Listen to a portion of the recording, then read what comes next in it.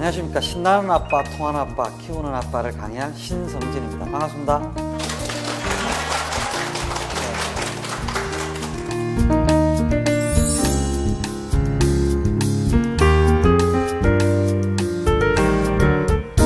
오늘 강의는 이 세 가지 테마를 가지고 좀 이야기를 해보려고 그래요. 신나는 아빠가 어떤 아빠인지, 통하는 아빠가 어떤 아빠인지, 키우는 아빠가 어떤 아빠인지, 저 세 가지를 가지고 같이 한번 이야기를 해보도록 하겠습니다. 제일 먼저 왜 저런 고민들을 우리가 하게 됐는지에 대해서 같이 잠깐 얘기를 하려고 그래요. 옛날에 우리 아빠들 모습, 그게 제가 생각하는 저희 세대의 아빠들의 모습. 이분이 저희 아버님이고 저희 어머님이고 얘는 저는 아니에요. 우리 형인 것 같은데 그럴 때 아빠들의 모습은 이런 거였죠. 그냥 국제시장에 나오는 아빠. 여러분 국제시장 영화 보셨습니까? 네. 그 영화에 보면 아빠의 모습들이 나오죠. 그 시대의 아빠의 모습들은 그냥 열심히 일을 해서 자식 농사 잘 짓고 사고 없이 아이들을 잘 키워서 시집장가 보내면 그냥 좋은 아빠였어요. 그래서 그 주인공이 자기 아버지 사진을 보면서 아버지 내 이만하면 잘했지 진짜 힘들었거든요. 뭐 이런 모습들이 나오는데 그 아빠들한테는 사실 자녀들도 그렇고 사회도 그렇고 특별한 걸 요구하지 않았어요. 그냥 사고 안 치고 밖에 나가서 바람 안 피우고 그죠? 그냥 자식들 잘 키우고 하면 다 좋은 아빠라고 이야기를 했었던 것 같아요. 아마 지금 여기 계신 분들도 아버지 생각해 보면 그냥 그런 것 같아요. 특별히 막 정말 재밌는 대화를 나눴고 막 이런 기억은 별로 없고 그냥 항상 든든하셨던 아버지. 가끔씩 손잡아주면서 그냥 따뜻하게 손잡아줘서 한마디 던져주셨던 아버지. 뭐 그 정도 기억이고 그래도 우리 기억 속에는 정말 좋은 아버지. 뭐 이런 기억으로 남아있는 것 같아요. 근데 만약에 지금 국제시장에 나오는 아버지가 지금 아빠 노릇에 그렇게 한다. 그러면 어떤 평가를 받을까요? 그분들의 말투, 그분들의 행동 아마 쫓겨날 거예요. 요즘 아빠들은 이런 아빠들을 요구받고 있는 거죠.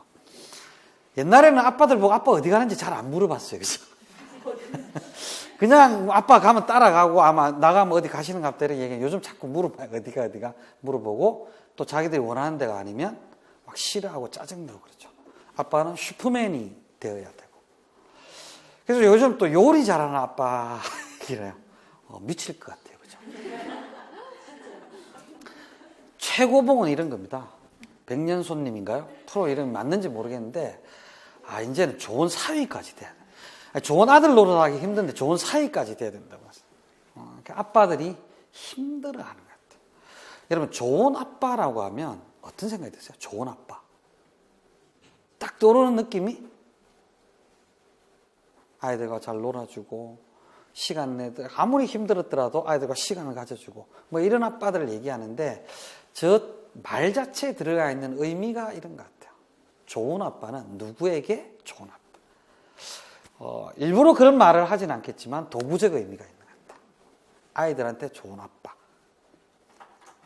아내에게 좋은 남편, 장인 장모한테 좋은 사위. 그게 뭐가 빠져 있냐면 지금 30대 초중반의 아빠들의 존재, 그 아빠들의 행복 이런 것들보다는 누구에겐가 좋은 아빠가 돼야 되고 좋은 사위가 되는 그 역할들이 끊임없이 요구받는 것 같아요. 그러니까 쉽지 않죠. 왜 쉽지 않냐면 파더 쇼크라고 하는 그 다큐멘터리나 책을 혹시 보셨는지 모르겠는데 그 책을 만들었던 그 방송을 만들었던 김광호 PD가 책에서도 그렇고 강의에서도 이런 얘기를 많이 해요. 혼란. 자, 같이 한번 읽어볼까요? 실제로 아버지들이 느끼는 혼란은 엄청났다.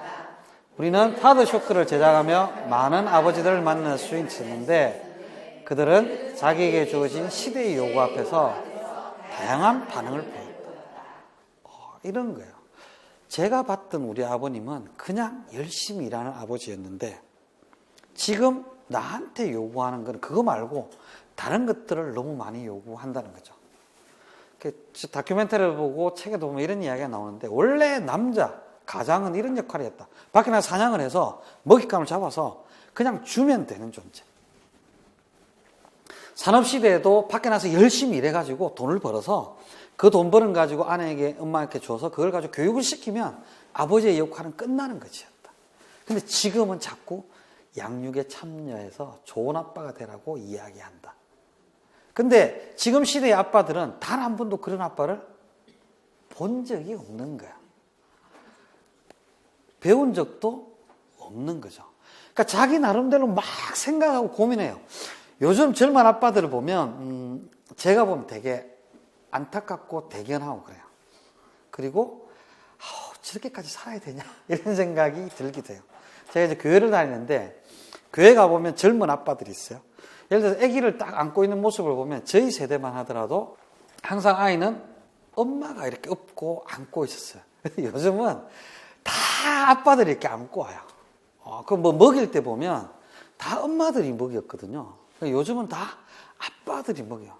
잘 못 먹인다고 옆에서 엄마들이 똑바로 좀 하라고 막 이런 소리 듣는 거 구박받고 이러는 친구들을, 한참 후배들을 보면 야, 너 참 왜 사니? 뭐 이제 이런 생각도 막 드는 정도로. 근데 그 친구들이 진짜 고생을 많이 해요. 그리고 진짜 나름대로 노력도 많이 해요. 근데 평가들은 잘 못 받는 것 같아요. 그래서 그런 모습들을 보면서 저희들이 참 대견스럽기도 하고 안쓰럽기도 하는데, 근데 그 정도로 해가지고는 아이들 양육 제도 되게 힘들다 이런 생각이 많이 들었어요. 그래서 이런 생각을 해본 거죠. 결과라는 것들이 그런 혼란 속에서 이제 이런 게 나오는 거예요. 아마 다들 한 번 정도는 접해보셨는데 같이 한번 읽어볼까요? 엄마가 있어서 좋다. 나를 예뻐해 주셔서. 냉장고가 있어 좋다. 나에게 먹을 것을 주어서. 강아지가 있어 좋다. 나랑 놀아주어서. 아빠는 왜 있는지 모르겠다. 저게 이제 우리 시대 아빠들의 모습 중에 하나인 것 같아요. 자기들은 나름대로 열심히 하는 것 같고, 막 이렇게 고생을 하면서 이렇게 많이 하는데, 자녀들은 실제로 아빠들 왜 있는지 모르겠다고 일기에 쓰고, 그것이 막 SNS에 회자되는 거죠. 그리고 아빠들과 엄마들이 맞아라고 하고 있는 거죠. 그 상황에서 되게 힘든 거예요. 뭔가 좀 변화가 필요한 것 같다. 변화가 되지 않으면 이 시대의 아빠들은 고생하고 고민하고 고통받으면서도 행복하지 않아. 근데 그 행복하지 않은 아빠들 밑에서 자란 아이들이 과연 제대로 클 수 있을까? 변화가 필요할 것 같다. 그래서 저희들이 이제 생각해 본 게 이런 거예요. 첫 번째, 1.0 아빠, 전통적인 아버지. 옛날 우리가 국제시장에서 또 우리가 봤던 아버지를 전통적인 아버지라고 생각을 해보고, 지금 현재 요구받는 아버지, 좋은 아빠, 친구가 같은 아빠로 요구받는 아빠를 2.0이라고 해보자. 그러면 거기서 우리가 새로운 아빠, 신나는 아빠를 아버지 3.0이라고 규정을 해보고 그 아빠들의 모습이 어떤 건지 생각해보자. 그게 이제 신나는 아빠, 웃는 아빠의 모습들이에요. 그 어떤 모습이어야 될까 막 고민을 해봤죠. 그걸 오늘 같이 나누어 보겠습니다. 첫 번째는 신나는 아빠의 모습이 어떤 모습이지? 그런 걸 좀 생각해보고 어떤 역할을 해야 되고 무엇을 해야 되는지 같이 한번 잠깐 생각을 해보죠. 우리 아이들의 아빠의 모습도 한번 생각해보고 집에 있는 우리 아이들의 아빠의 모습도 생각해보고 또 우리가 봤을 때 만나는 젊은 아빠들의 모습들 그걸 생각하면서 한번 보시면 좋을 것 같습니다. 우리가 무언가 신나려면 어떻게 해야 될까라는 걸로 신나는 아빠 이야기를 시작해 보려고 그러는데, 우리가 재미있어 하는 거, 하면 몰입하는 거, 또 하고 싶은 거, 자꾸 생각나는 거, 이 공통점이 뭘까요? 뭐 게임 같은 것일 수도 있고, 여러분들 좋아하는 취미 같은 것일 수도 있고 한데, 놀이, 그죠? 그것들의 막 공통점. 그리고 좀 드무시긴 하겠지만 책 보는 걸 아주 좋아하시는 분도 있을 거예요.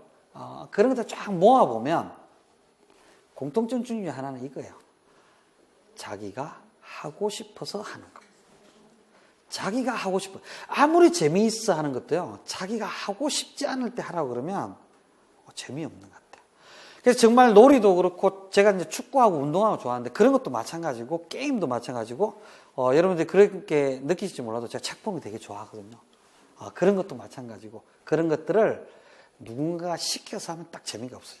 그래서 아이들하고 얘기하다 보면 이런 거 있잖아. 하려고 하고 있는데 뭐 이런 거 있죠. 공부하려고 하고 있는데 야 공부 좀 해 이러면 확 맛이 가잖아요.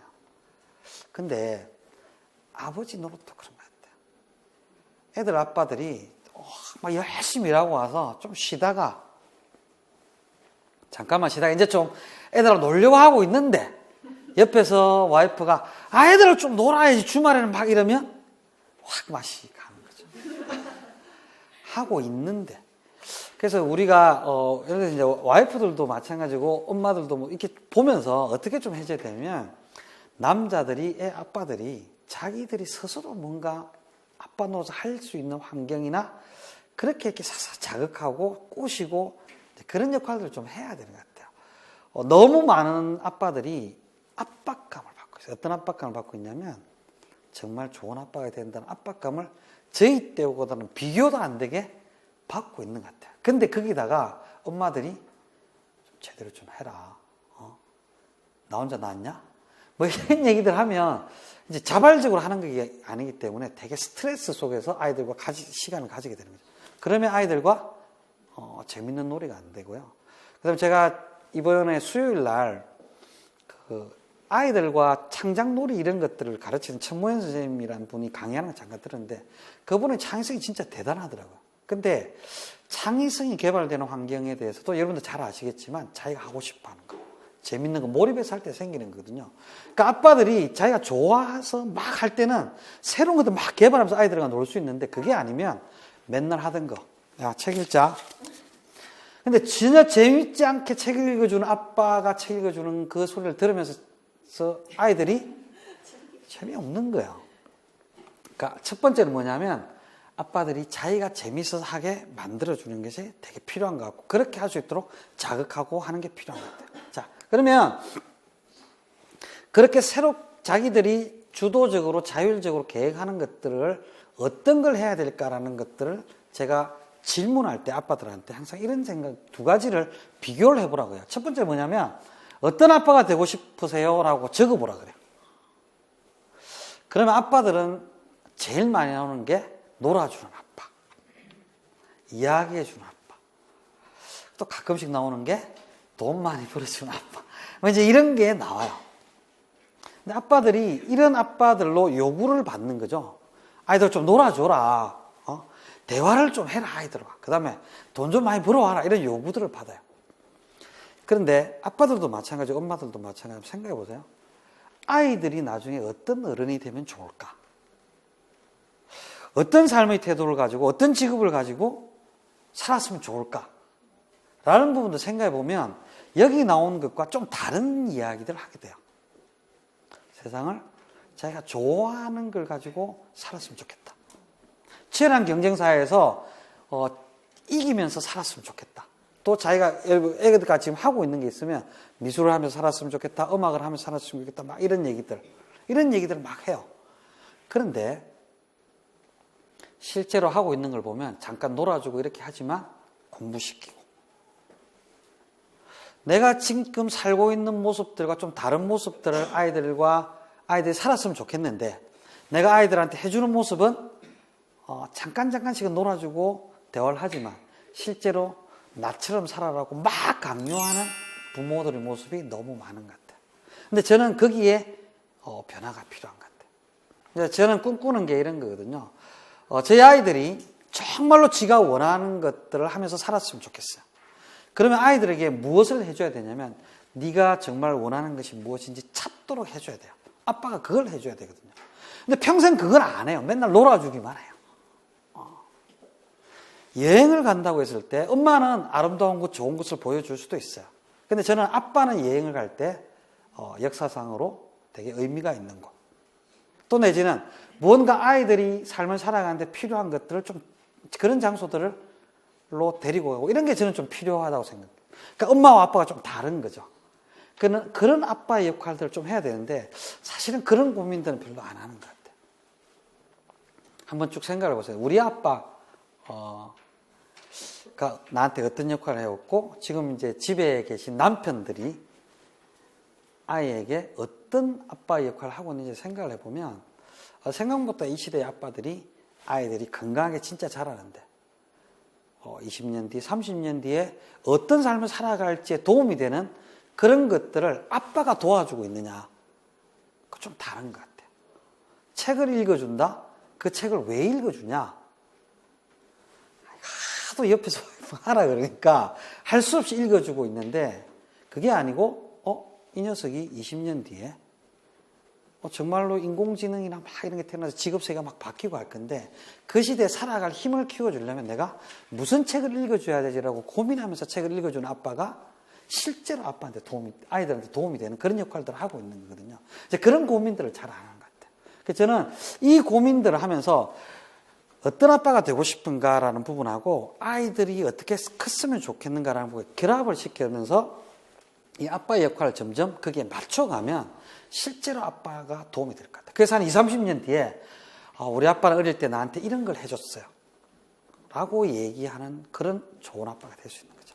그래서 저는 이게 되게 중요하다고 생각하고요. 그러기 위해서 이제 주도적으로 이제 계획들을 하면서 뭔가를 해보는 게 필요한 거죠. 뭘 해봐야 되냐면 자기가 할 수 있는 걸 좀 해봐야 되거든요. 아빠가 자 일주일에 한 번 가족의 날 가지기 이런 걸 해보는 거예요. 이거를 아내가 일주일에 한 번씩 우리 가족의 날 가지자 이렇게 하는 게 아니고 아빠한테 우리가 어떻게 하면 좀 재미있는 가족 모임들을 할 수 있고 아빠의 노릇을 당신이 할 수 있는가 한번 생각해봐 라고 해서 자기가 이제 생각해내는 거예요. 그러면 일주일에 한 번씩 가족의 날 가지자. 저희는 이제 이런 걸 하는 거죠. 제 아내가 분당에서 이제 조그만 가게를 하거든요. 일주일 동안 우리가 가족의 날을 가지자. 그래서 일주일에 한 번씩 청소를 하는 거예요.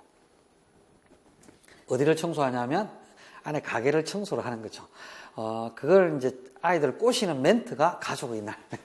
그래가지고 청소를 하게 하고 청소가 끝나고 나면 이 녀석들이 좋아하는 이제 고기를 먹는 거죠. 그래서 이제 같이 이렇게 뚝딱 하는 거예요. 저희 아내랑 막 이렇게 머리를 막 짜내는 거죠. 근데 요즘은 못해요. 이제 큰 녀석이 이제 고3이 돼서 하니까 이제 못하겠더라고요. 이제 이런 걸 하는 거예요. 그 다음에 가족이 함께 식사 준비하고 함께 먹게 정리해보자. 저런 걸 해보니까 그 다음에는 둘째 녀석이 이제 요리를 좀 재미있어요. 그러니까 가끔씩 자기가 스파게티를 만들어 놓고 자기 형도 먹이고 엄마 아빠도 먹이고 이런 짓들을 해요. 그러니까 되게 재미있는 거죠. 자녀들과 문화유적지 여행하기. 저런 걸 할 때도 저는 이런 지혜가 필요하다고 생각해요. 아까도 제가 말씀드렸지만 엄마가 여행지 짜는 거랑 아빠 여행지 짜는 게 좀 다른 거죠. 그 시민사회 교육이라는 것들을 누가 하는 게 좋으냐면요. 저는 아빠들이 하는 게 좋다고 생각해요. 세상을 살아가면서 어떤 태도를 가져야 되고, 시민들이 어떤 의식을 바꾸면, 생각을 바꾸면 세상을 바꿀 수 있다. 이런 것들은, 물론 엄마들도 하실 수 있지만 저는 아빠들이 하는 게 좀 좋지 않을까라는 생각을 해요. 그 다음에 영화 보고 토론하기. 제가 이제 저걸 하고 있는 건데, 애들이 좀 크니까 어릴 때는, 운동장에 가서 축구 같은 걸 했죠. 그럼 2대1로 게임을 해요. 너네들이 이기면 아빠가 맛있는 거 사주고, 제가 이기면 안 사주고, 목숨을 걸고 해요. 저는 안 사주려고 애들은 먹으려고. 어릴 때 이제 하는데 조금 크니까 이제 게임이 제가 안 되죠. 도저히 이길 수가 없어요. 할 수 있는 게 뭘까 고민하다 보니까 요즘 이제 영화를 보는 거죠. 영화 보고 나서 질문을 해요. 어떤 대사가 마음에 들었냐? 기억에 남는 장면이 어떤 장면이냐? 이런 걸 막 물어보거든요. 처음에는 저희 둘째가 이런 얘기를 하더라고요. 아빠, 영화는 보고 즐기는 거예요. 왜 자꾸 물어봐요? 머리 아프게 왜 자꾸 그런 걸 물어보냐고 이렇게 얘기를 하더라고요. 근데 요즘은 그게 좀 시간이 지나니까 이제 얘기를 해요. 이런 걸 해보는 거죠. 그리고 땀 흘릴 때까지 아이들은 놀기. 이거를 엄마들은 하기 힘든 거죠. 그래서 저는 이걸 좀 구분할 필요가 있을 것 같아요. 지금 이 시대의 아빠, 좋은 아빠라고 이야기되고 요구되는 것들은 뭐냐면 조금 생각을 바꿔 얘기하면 엄마 같은 아빠를 요구하는 것 같아요. 이 시대가 요구하는 아빠의 모습이 마치 엄마 같은 아빠. 잘 보담아주고 칭찬해주고 감정적으로 인정해주고 뭐 이런 아빠들을 요구하는 것 같아요. 근데 저는 아무리 생각해도 조금 다른 것 같아요. 아빠는 땀을 흘려주고 막 치열하게 얘기해주고 영화를 보더라도 엄마가 보는 영화 엄마하고는 뭐 쿵푸 팬들을 보러 간다 그러면 아빠는 암살 같은 영화를 보러 가는 거고 이렇게 뭔가 좀 다른 역할들이 필요한 것 같아요. 그래서 그 세상을 살아가는 데 있어서 어린이집, 유치원, 초등학교, 중학교, 고등학교 때 갈 때까지 이 남자들을 잘 못 보고 살아가는 아이들이 집에서 제대로 남자같이 역할하는 아빠의 모습들을 보고 자랄 필요가 있는 것 같아요. 그래서 그런 거를 좀 지혜롭게 부부들이 이야기를 해서 나는 이런 역할을 할 테니까 당신은 좀 이런 역할을 해라. 이런 구분이 좀 필요한 것 같아요. 엄마 같은 아빠를 요구받는 아빠들은 스트레스가 힘들어요. 그래서 제가 가끔씩 이제 어린 부부들한테 이런 얘기를 하면, 젊은 엄마들 좀 살짝 이렇게 화가 나고 열받아 하는 모습들 살짝 싶어요. 우리도 힘들어요. 그죠? 그러니까 옛날에는 일 안 하고 그냥 양육하고 육아만 했는데 지금 우리 다 일하잖아요. 이런 부분들 다 이해해요. 그죠? 다 이해하면 다 알고 있고 제 아내도 맞벌이 하고 있고 그런데 그럼에도 불구하고 좀 구분하면서 고민을 해볼 필요가 있다. 나도 열심히 일했고 부부가 다 열심히 일하고 와서 힘든 상황에서 아이들 육아를 하지만 맨날 똑같이 아빠도 설거지하고 아빠도 청소하고 이런 게 아니고 뭔가 좀 다른 모습들로 아이들과 부딪히는 게 필요하고 그게 누구한테 좋으냐면 아이들 건강에 키우는 게 좋다는 거에 대해서 좀 인식할 필요가 있지 않을까 이런 생각을 해요. 신나는 아빠의 모습은 저는 이런 것입니다. 아빠가 스스로 무언가를 하려고 자꾸 할 때 신나는 아빠가 될 수 있다. 그리고 그렇게 하면서 엄마 같은 아빠가 조금 다른 아빠의 모습들을 가지면서 자기들이 계획하고 고민하면 신나는 아빠의 노릇을 할 수 있고 그 신나는 아빠하고 부딪히고 아이들한테 좋은 얘기를 듣고 아이들과 토론하고 막 토론할 때는 정말 아빠 잘못돼서 무슨 생각을 그런 식으로 하는 거야. 막 이런 것들에 대한 대화들 속에서 건강하게 아이들이 키워줄 수 있을 것 같다. 이런 게 신나는 아빠라는 개념이에요. 그래서 저희들 이제 만나는 사람들한테도 마찬가지고 선생님들도 좀 그렇게 했으면 좋겠어요. 그냥 좋은 아빠가 아니고 신나는 아빠가 되기 위해서 무엇을 해야 될지 고민을 던져주고 그러셨으면 좋겠다는 생각이 들고요.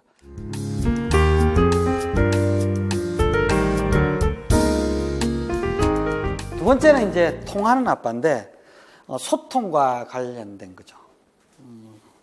제가 고향이 어딜까요? 고향이 어딘 것 같으세요? 그게 표가 나세요?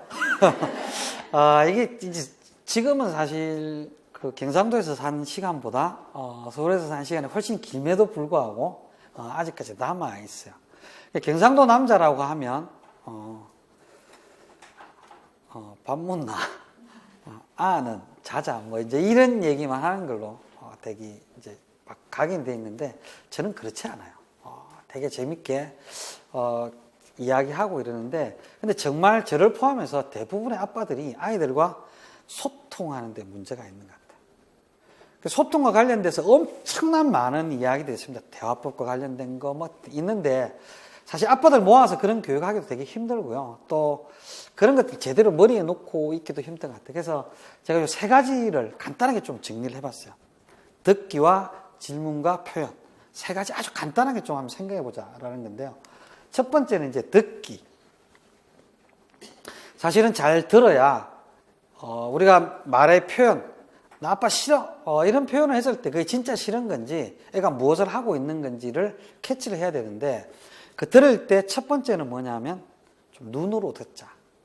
여러분 남자들이 대화를 할 때 이렇게 아이들과 눈을 딱 보면서 이렇게 대화를 하는 모습들도 있지만 많은 아빠들이 알았어 됐어 이렇게 대화하는 경우들이 되게 많거든요. 그래서 저는 아이들과 대화할 때 제일 중요한 것 중에 하나가 눈을 보면서 대화를 하는 것 같아요. 그러니까 눈을 보면서 대화를 한다는 거는 아빠가 너의 이야기에 집중하고 있어. 아빠는 너를 소중하게 생각한다. 아빠 너의 이야기를 무시하지 않아라는 메시지를 정확하게 전달하는 건데 아무리 내가 다른 이야기를 하고 듣고 있다고 한다 하더라도 눈을 마주치지 않으면서 대화를 하면요. 아이들은 우리 아빠는 내 얘기를 듣지 않는구나라고 하는 정확한 메시지를 받게 되는 것 같아요. 근데 이거는 아빠가 그렇게 하면 아이들도 어떻게 되냐면 아이들도 다른 사람들과 얘기할 때 또 그렇게 해요. 그럼 우리 아이는 어떤 메시지를 주변 사람들 주냐면 쟤는 내 얘기 잘 안 들어라는 메시지를 계속 주는 아이로 커가는 거죠. 되게 중요한 것 같아요. 저도 이 사람들을 만나면서 악수를 하고 이렇게 하는데 가끔씩 이렇게 저처럼 나이 든 사람들, 저같이 중요한 사람을 만나서 악수를 할 때도 눈을 안 보는 사람들이 있어요. 그러면 저는 어떤 느낌을 딱 받느냐면 이 사람이 나한테 집중을 안 하네? 날 별로 중요하게 여기지 않는구나 라는 생각을 저도 하게 돼요. 그러면서 기분이 확 나쁘죠. 아이들도 그런 것 같아요. 특히 문제는 그런 아빠 밑에서 자란 아이들이 밖에 나가서 그런 아이가 또 되는 거죠. 그러니까 되게 중요한 것 같아요. 그래서 주변에 보시면서 아이들과 대화할 때 아빠가 눈을 보면 집중을 안 하면 그런 부분에 좀 이야기를 해주시면 좋을 것 같아요. 아이의 눈을 보고 이야기를 했으면 좋겠다. 그래야 아이가 자기의 이야기를 듣는 것에 대해서 정확하게 인지하게 되고 자기 속에 있는 이야기를 제대로 할 수 있다. 또 하나, 눈을 보면서 얘기해야 실제로 아이가 뭘 얘기하고 있는지, 뭘 얘기하고 싶어 하는지를 알게 되죠. 사실 안 그러면 잘 모르잖아요. 그죠? 그게 되게 중요한 것 같아요. 그래서 이게 보면 이 여자가 남자한테 내 얘기 좀 들으라니까? 그때 하는 게 뭐냐면 눈을 바라봐라고 얘기를 하는 거죠. 아이의 눈을 보면서 이야기하는 습관. 아빠들한테 정말 필요한 것 같고 저게 안 되면 아이들과 소통이 잘 안 돼요. 두 번째는 귀로 듣는 건데 귀로 다 듣죠. 귀로 다 듣는 게 귀를 정말 기울여서 끝까지 좀 듣자라는 거죠. 듣는다의 반대말이 뭘까요? 듣는다의 반대말은 말한다? 듣는다의 반대말은 내가 할 이야기를 생각하고 있다. 내가 이야기를 하는데 누군가 나한테 얘기를 하는데 내가 듣지 않고요. 내가 할 얘기를 생각하고 있는 거예요. 저 얘기가 끝나면 내가 뭐 얘기해야 되지? 라고 생각하고 있는 거예요. 그게 듣는다의 반대말이에요. 근데 아빠들은요. 정말 아이들과 대화할 때 그런 경우가 많아요. 애가 막 얘기하잖아요. 다 알아. 네가 무슨 얘기 다 하는지 다 알고 끝까지 듣잖아요. 중간에 끊고 그냥 아빠가 자기가 하고 싶은 얘기를 해버리는 거죠. 그럼 아이는 우리 아빠는 내 얘기를 끝까지 듣지 않아라는 메시지를 정확하게 받는 거예요. 그러니까 이럴 때 아이들과 대화가 잘 안 되는 것 같아요. 많은 아빠들이 우리 애는 내 얘기 안 들어요. 자기는 애 얘기 안 들으면서 그게 되겠어요? 그러니까 같이 가는 거잖아요. 그죠? 근데 정말 끝까지 안 듣는 아빠들이 되게 많아요. 여러분들은 남편의 이야기를 끝까지 들으십니까? 잘 안 들어요. 우리나라가 왜 소통이 안 되고 토론 문화가 잘 안 되냐면 끝까지 안 들어요. 끝까지 안 들으면서 내가 할 얘기를 계속 생각하고 있는 거야. 그래서 내가 할 얘기를 딱 하죠. 그러면 그 사람은 그 얘기를 들으면서 또 내가 할 얘기를 생각해요. 그러니까 계속 딴소리들만 하고 있는 거예요. 끝까지 정확하게 들으면 다른 이야기를 하면서 진도를 나갈 수 있는데 그러지 않다 보니까 소통이 안 되는 거예요. 끝까지 듣기가 쉬운가요? 어려운가요? 사실은 어려워요. 저게 쉬우면 이렇게 얘기할 필요 어렵기 때문에 우리가 노력할 필요가 있는 거죠. 특히 아빠들은 사실 생각보다 오랜 시간이 필요하지 않거든요. 짧은 시간 동안 눈을 딱 보고 끝까지 들어주면 돼요. 끝까지 들어주면 아이들이 사실 막 얘기하다가 지 문제를 지가 해결하고 가는 경우가 되게 많은데 자꾸 중간에 끊으니까 아빠 그게 아니고 내가 또 얘기해야 된다니까 자꾸 얘기를 하니까 시간이 자꾸 길어지는 거예요.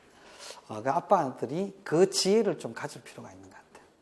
그 다음에는 이런 소통이 좀 필요해요. 말로 듣는 거. 아빠 나 오늘 진짜 짜증나 라고 하면 아빠들이 뭐라 그러죠? 왜 이러면 이제 막 누구랑 싸워서 막 이렇게 얘기가 되는데 왜라고 질문하지 않고 그냥 아빠들은 이렇게 해주면 돼요. 오, 짜증났구나. 나 지금 짜증나서 지금. 짜증났구나. 진짜 얼굴 보니까 짜증 많이 나는 것 같아. 누가 어렵게 내 책 뺏어갔어. 성진이가 네 책 뺏어갔구나. 그래서 짜증났구나. 그래서 야, 진짜 화났겠네. 그러면 지가 대충 몇 마디 더 하다가, 아빠가 내 감정을 이해한다고 생각하고, 지가 알아서 정리하고 가서 놀아요. 근데 왜?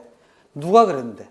야, 그런데 네가 짜증내면 안 되지. 막 이렇게 얘기를 하면, 이게 우리 아빠하고 나하고 커뮤니케이션이 잘 안 되는 느낌들을 애들이 확 받거든요. 그래서 아이들과 소통이 어려운 사람들이 배울 수 있는 아주 중요한 기술. 영어로 미러링 이런 얘기를 하는데 그냥 따라. 짜증났구나, 화났구나, 얼굴 보니까 왜 지금 울고 있네, 누구랑 싸웠구나, 선생님들을 화나게 했구나. 그냥 애가 하는 얘기를 좀 따라만 해주면 돼요. 그래서 저 세 가지 듣기에 대해서 말씀을, 첫째는 뭐냐면 눈으로 좀 들으라. 눈을 보면서 이야기를 해요. 두 번째는 귀로 끝까지 좀 들었으면 좋겠다. 세 번째는 말로 그냥 듣는 거다. 말로 자꾸 이야기를 하는 게 듣는 거다. 그래서 듣기에 저 세 가지만 좀 기억을 할 수 있으면 좋겠어요. 별로 어렵진 않죠, 그죠? 질문 제가 아주 쉬워요.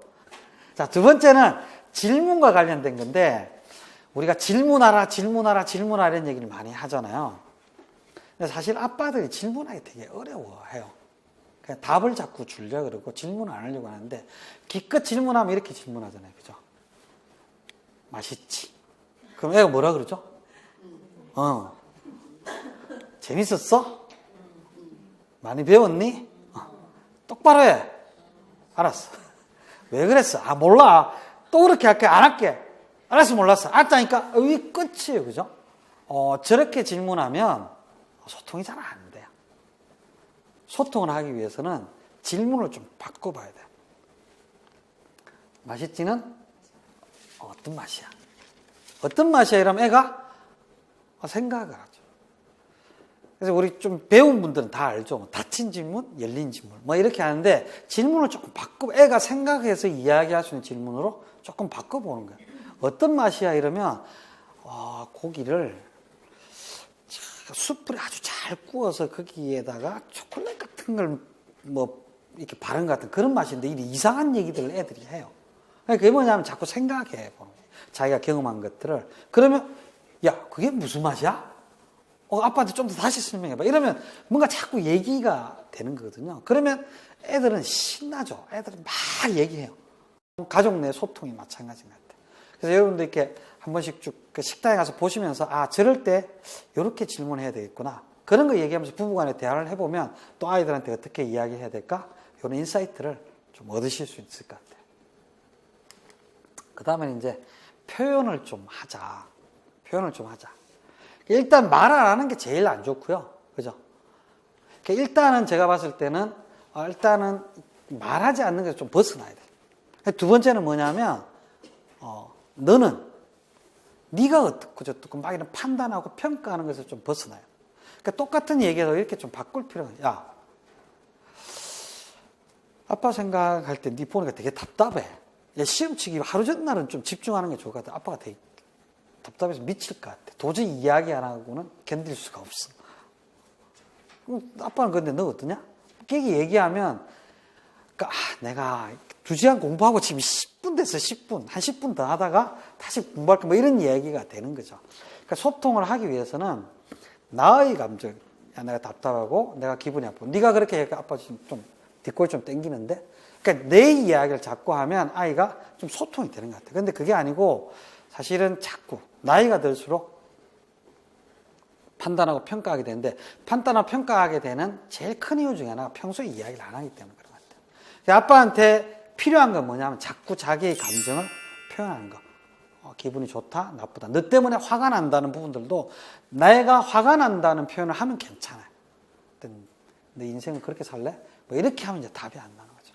그래서 제가 봤을 때 이제 소통과 관련된 거는 이거 같아요. 첫 번째 좀 잘 들었으면 좋겠다. 두 번째는 질문을 조금 바꿔보자. 세 번째는 나의 입장에서 내 감정을 아빠한테 좀 표현하는 게 익숙해졌으면 좋겠다. 제가 말은 쉽게 했지만 결코 쉬운 게 아닌데 조금씩 대화를 해야 된다는 거죠.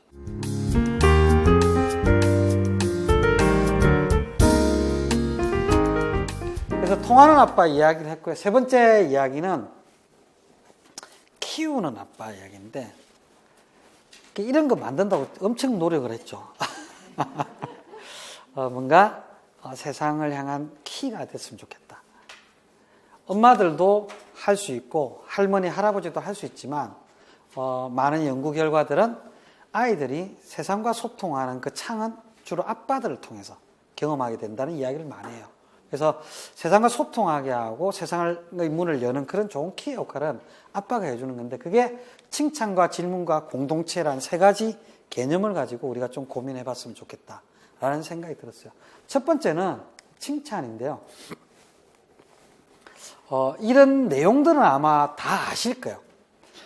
양파가 있는데 한 양파에는 나쁜 말 이렇게 붙여놓고 한 양파에는 좋은 말 이렇게 붙여놓고 실제로 나쁜 말 좋은 말 하는 거예요.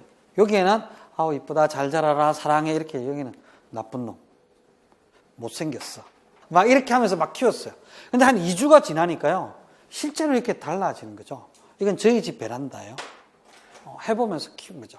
우리가 다 알고 있는데 해보면 조금 다른 것 같아요. 그러면서 아이들과 얘기를 하는 거죠. 야, 말이라는 게 힘이 있지 않냐? 이런 같이 느껴보는 거죠. 그러면서 저도 칭찬, 말이라는 게 힘이 있다는 그전에도 듣고 읽고 했어요. 근데 그것과 실제로 해보니까 좀 다르다. 아이들한테 좋은 말을 해주는 게 되게 중요해요. 칭찬의 기술이 필요해요. 이렇게 한번 해보죠. 첫 번째는 잘한 점을 어떻게 한다? 구체적으로 칭찬. 예를 들어서 애한테 이쁘다는 칭찬을 해주고 싶으면, 야, 너 오늘 이렇게 갑자기 머리 핀이 진짜 이뻐. 이렇게 좀 구체적으로 옷을 정말 색깔을 잘 골랐네. 아주 구체적으로 칭찬할 필요가 있는 거죠. 근데 여러분들 구체적으로 칭찬하려면 뭘 해야 되죠? 관찰을 해야 돼요. 관찰을 안 하고 칭찬을 해도 보니까 그냥 잘해, 짱이야 이렇게밖에 못하는 거야. 근데 구체적으로 칭찬할수록 자꾸 의미 있는 칭찬이 되고 그걸 가지고 아이들이 자존감이나 유능감이 생겨서 그걸 가지고 훨씬 더 잘 자기 역량들을 키워 나갈 수 있어요. 그래서 좀 구체적으로 칭찬하자라는 부분이 중요한 거. 두 번째, 칭찬할 때 즉시 칭찬하자. 오늘 내가 봤으면 그 자리에서 바로 칭찬하는 게 제일 좋다는 거죠. 근데 2, 3일 뒤에 칭찬하면 그렇지 않나요? 이게 감흥도 없고요. 그냥 또 이렇게 돼요. 뭔가 저 칭찬하는 게 의도가 있을 거야. 라는 생각을 하게. 그래서 바로 그 자리에서 즉시 칭찬하는 게 좋아요. 그 다음에는 가능하면 공개적으로 다른 사람이 있을 때 같이 칭찬하면 좋답니다. 칭찬이라는 거는 혼자 있을 때보다 여러 사람이 있을 때 하고, 나쁜 말은 1대1로 있을 때 하고, 이게 기본이잖아요. 그 다음에 결과보다는 과정을 칭찬하고. 결과를 자꾸 칭찬하다 보면 아이들이 내가 저걸 했을 때 그 결과를 못 얻을 것 같다는 판단이 딱 되면 어떻게 되냐면 도전하는 거를 포기해요. 그래서 우리가 이제 내재적 동기, 외재적 동기 뭐 이런 얘기들을 하는데 자꾸 보상에 익숙해지잖아요. 보상에 익숙해지는 그 보상 중에 하나가 칭찬인데 그것에 대해서 자꾸 익숙해지면 아이들이 자기보다 어려운 과제에 대해서 도전을 안 하려고 한대. 왜? 그 성과를 못 받을 것들을 자기가 알거든요. 그래서 우리가 아이들한테 자꾸 칭찬을 할 때 보면 이렇게 칭찬할 필요가 있죠. 야, 니 땀 뻘뻘 흘리면서 하는 거 보니까 진짜 멋있다. 그걸 가지고 그렇게 계속 하다 보면 나중에 멋진 사람이 될 것 같은데, 이렇게 좀 칭찬해 주는 게 좋죠. 그 과정을 자꾸 칭찬하다 보면 그 과정에서 실패를 하더라도 우리 엄마 아빠는 나를 인정해주고 나를 비난하지 않을 거야. 라는 생각을 하게 됩니다. 그래서 결과보다는 과정을 칭찬하는데 자꾸 이제 초점을 맞추는 거죠. 물론 잘했을 때, 좋은 결과가 나왔을 때 칭찬 안 해주면 어떻게 되죠? 그걸 잘하는 짓은 안 해요. 그러니까 자기가 잘했을 때 그것도 칭찬받고 싶어요. 어떤 사람들은 또 이렇게 얘기하면 결과를 칭찬 안 해.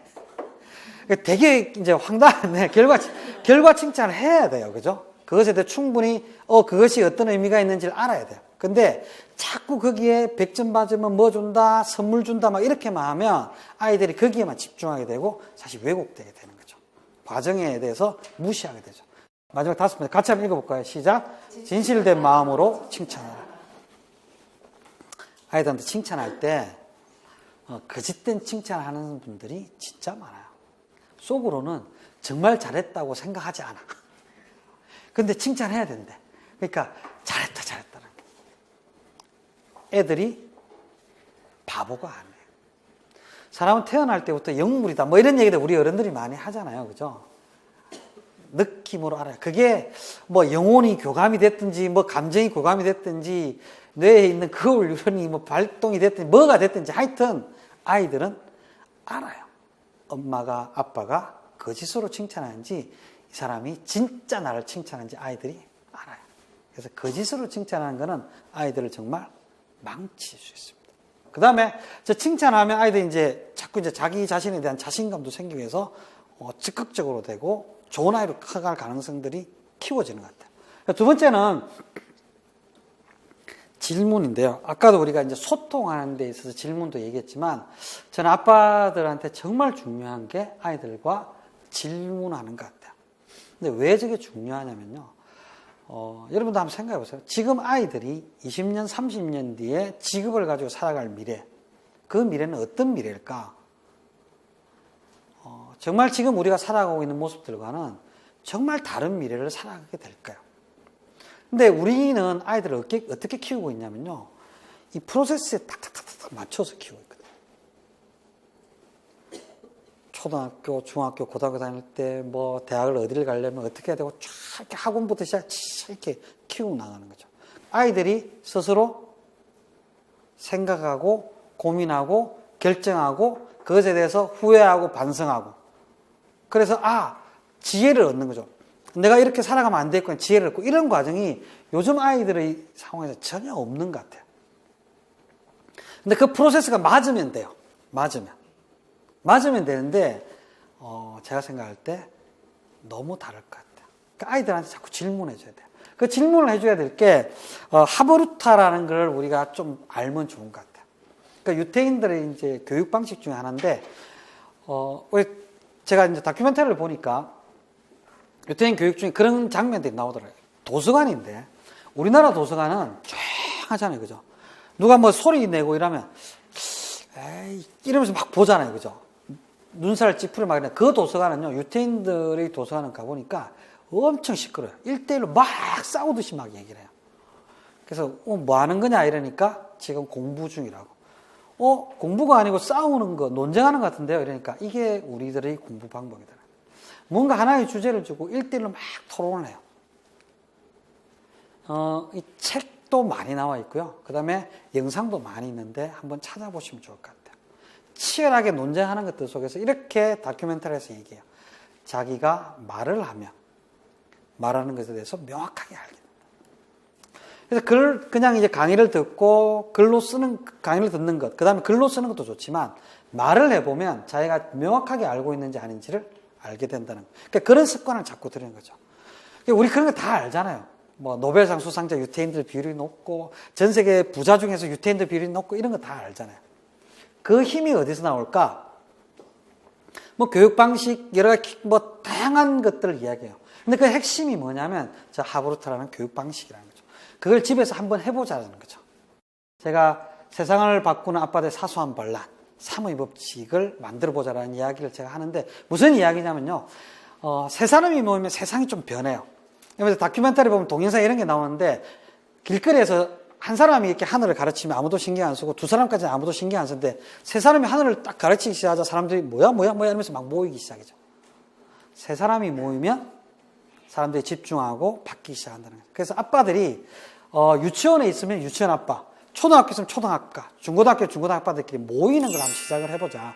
그러면서 우리 아이들을 위해서 건강한 환경을 만들어보고 아이들과 같이 할 수 있는 캠핑도 혼자 가지 말고 모여서 가고 이런 것들 자꾸 해보면 그 아이들이 세상을 바꾸는 건강한 아이들로 자라날 거다라는 생각을 해보고 그걸 한번 해보자라는 생각이 들었습니다. 좋은 아이들을 키워나가고 좋은 아빠가 되시는데 또 좋은 아빠가 되는 걸 도와주시는데 조금이라도 도움이 됐으면 좋겠습니다. 감사합니다. 가지겠습니다.